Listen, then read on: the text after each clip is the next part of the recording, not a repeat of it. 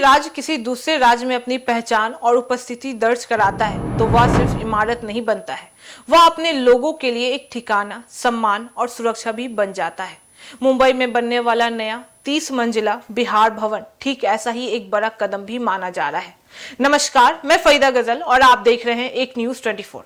देखिए, सरकार की घोषणा के अनुसार मुंबई में नया बिहार भवन 30 मंजिलों का होगा और उसकी सबसे खास बात यह है कि इसमें मरीजों के लिए विशेष इंतजाम भी किए जाएंगे। यानी सिर्फ अधिकारी या प्रतिनिधि मंडल नहीं, बल्कि इलाज के लिए मुंबई आने वाले आम बिहारियों के लिए भी यह भवन मददगार साबित होगा।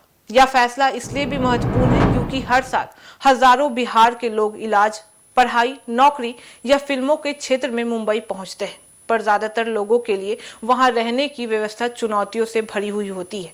यह 30 मंजिला बिहार भवन कई स्तरों पर महत्वपूर्ण है। पहला, सामाजिक स्तर पर देखें तो बिहार में से मुंबई जाने वाले लोग, खासकर मरीज, उनके परिजन और छात्रों को रहने और रुकने में मदद लेने में बहुत दिक्कत होती है।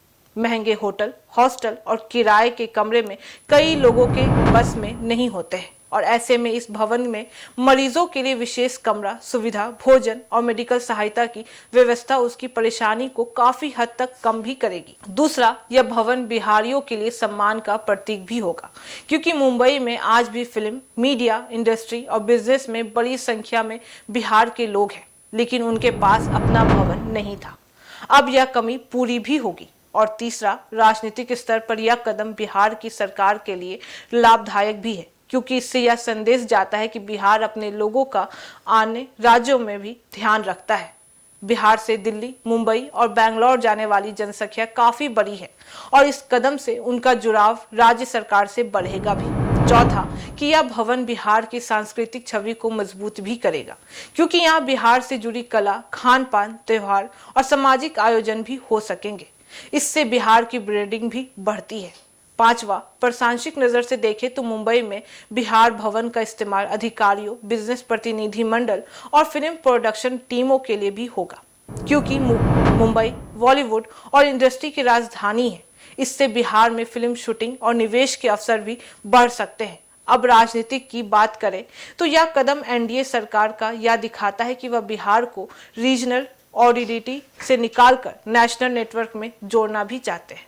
विपक्ष इसे कह सकता है कि बिहार में अस्पताल और सुविधाओं की कमी को पहले सुधारा जाए, लेकिन सरकार का तर्क है कि जितने लोग मुंबई इलाज के लिए जाते हैं उनके लिए यह भवन राहत भी देगा। फायदे की बात करें तो यह भवन बिहारियों के लिए सुरक्षा, सुविधा और सम्मान भी बढ़ाएगा और दीर्घकाल में बिहार की छवि और नेटवर्क को बेहतर भी करेगा। बता दें कि नुकसान या चुनौती की बात करें तो यह बड़ी इमारत होने के कारण इसकी लागत, रखरखाव, स्टाफिंग और संचालन सरकार के लिए खर्चीला होगा और अगर इसे ठीक से नहीं चलाया गया तो यह सिर्फ एक और भवन बनकर रह जाएगा।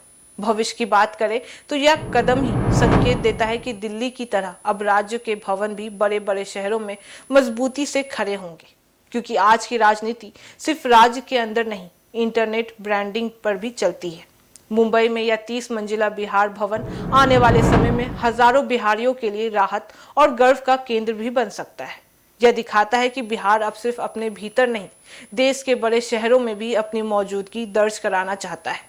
राजनीति बदलते या सरकार बदले, पर ऐसा ठिकाना राज्य के लोगों के लिए काफी काम करेगा। बाकी इस मामले पे आपकी क्या राय है, आप हमें कमेंट करके जरूर बताएं। वैसी तमाम खबरों के लिए देखते रहिए न्यूज़ 24, हर खबर सबसे पहले, सबसे सटीक। वीडियो को लाइक करें, शेयर करें, चैनल को सब्सक्राइब करना ना भूलें। धन्यवाद।